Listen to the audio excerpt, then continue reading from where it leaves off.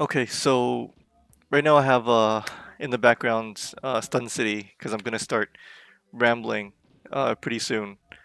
Um, but before I start with the Sailor Moon tech, I want to start and talk about what's going on with my YouTube channel. And I think this video is most likely to hit all my viewers, so I don't have to like tell everybody what's going on. Hopefully they'll just see it. I don't have to ask.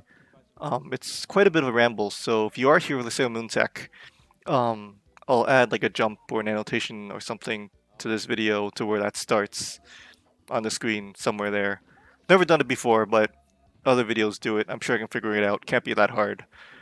Um, so yeah, should be on the screen. For the rest of you though, I'll continue my ramble. So I do stream on Twitch, as a lot of you know, but none of my videos in my Twitch playlist or the Twitch archive is recent because Twitch deletes automatically after 2 weeks, and I never bothered to highlight any of them or you know or save them or whatever. What I have been doing though is most of the time I've either recorded them locally or I've re-downloaded them from Twitch after the fact. So I pretty much have all um, that I've done in the past 2 years archived on my hard drive. And then before that, uh, I have a sporadic archive of it because I forget, but I've been doing it a lot consistently. So I'll probably be uploading all of that stuff here on YouTube. Some of the stuff that I have is actually me screaming on other channels. I'm sure it's no problem, but I'll have to ask permission just to make sure they don't get angry with me doing that. But I'm sure there's no problem with that. Um, the other thing about my YouTube channel is that I've been inadvertently uploading across two channels instead of one, because Google has their unified account system now, and I just didn't realize that when I'm uploading on YouTube that it's not all on the same channel. My intention is to have everything on this one channel because you know this is the channel that I had before Google unified it. So this is the one I use for YouTube the most. Um, so before I start uploading my past Twitch stuff, I'll start consolidating all my videos back onto this channel. Um, and then after that, I'll go through my unlisted channels or unlisted videos across both channels, make some of those public, and finally, I'll start uploading bits of the Twitch archive that I have. So now, onto the Sailor Moon stuff. Um, so one of the things that people always mention to me about Sailor Moon, or when people introduce Sailor Moon to people, is one of the mechanics is that there's no charge buffer at the beginning of the round. Like in Street Fighter, if you hold back or hold down before the round actually starts, like when the announcer says like round one, right? Um, and by the time he yells fight, you have the charge, and you can throw that right at the beginning of the round.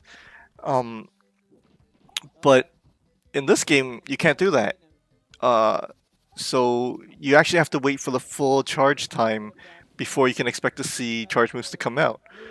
So you can take advantage of sometimes.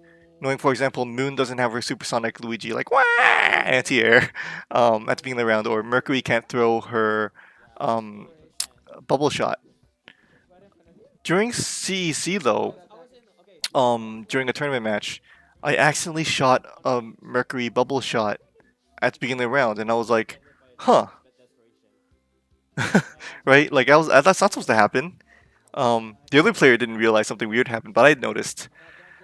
So the first chance I got, the first FGC meetup, I started theorizing like, how did that happen? How did I throw a charge move at the beginning of the round? So I figured it out and I tested it and it works. And I've had many people test it for me. Um, and actually, I wasn't paying attention to the CTT stuff I have in the background, but maybe they even did it during that video. Um, so it works and it's quite simple. So here I have a set of videos that let me turn off that. So here I have a set of videos that just basically shows what it is. My friend recorded it for me because my input monitoring software has been mocking for a while now. But here you can see that Mercury can't do her bubble shot at the beginning of the round, right? She had to get a full charge before doing so, and here you can see sort of the approximate charge time for that to happen. Um, so after that, here you see, it's the end of the first round. It finishes, the next round starts, and wait a minute, here we go, see it. Whoa, what? Mercury threw a charge shot at the beginning of the round. That's not supposed to happen. So actually, if you looked at the inputs, you might see what's happening. At the beginning of that last video, you saw that Mercury was charging before the round was over. So this one actually Moon kills Mercury, and she keeps the charge. And at the beginning of the next round, she can throw it out. So I'm guessing what happens is that the game, when you have a charge, stores a variable, and it doesn't clear that out at the beginning of the round. You see, right at the beginning, she throws a bubble charge. There's no charge time needed. It works with every character, so that's what this runs through. You know, because of how I think it works, it's probably possible that you might have to hold down the full charge for the whole transition, right? Maybe just like you can just like walk forward, do some weird move, maybe like a motion move and then a charge move. I don't know. There's a lot of potential here. I haven't tested it, but you guys have all the information for how this glitch works. You can test it, try some wonky stuff. Maybe we'll have some new setups for the beginning of the round. Maybe we'll have some interesting new Oki. So again, once again, it's just you charge before the round is over, like here Pluto, charging before the round's over, gets the kill. Just keep it, right? You have it stored. Game doesn't clear it out. And then the beginning of the round, you do your charge move. No problem. So again, I don't know when the game resets that variable during gameplay, or if it'll ignore it during the match. But maybe we can test like if the game resets it, if you can do some, charge moves at some weird times or without charging. There's a lot of potential to go around here. So this video is just gonna run through the rest of the characters. You just saw Venus. Now it's Chibi. You can see charge, and then I think the next one is just gonna be her fireball. So yeah, that's basically the move. Guys, try and figure out some new tech with this.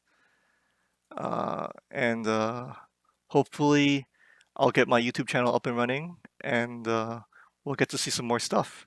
Have a good night, guys.